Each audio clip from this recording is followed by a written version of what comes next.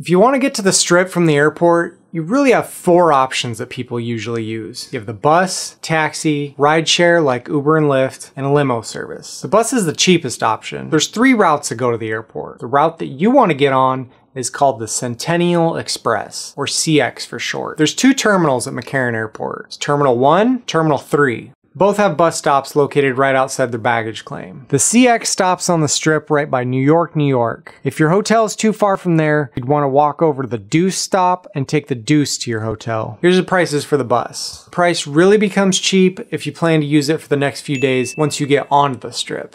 Next, let's talk about taxi and rideshare. I've always used Uber and it's been fine, but I've actually heard that Lyft works better in Vegas. Rideshare had kind of become the standard. Taxis were so crazy expensive. They'd also try to rip you off. They drive an extra long route onto the interstate just to run the meter up. But in the last year or two, we've come out with a flat rate system, and the flat rates were already pretty competitive. Lately, rideshare has been jacking their prices up due to COVID. Once again, taxis are kind of the standard. Make sure you bring cash, as they charge a pretty good fee for using a card. Here's what the flat rates are for getting from the airport over to the Strip.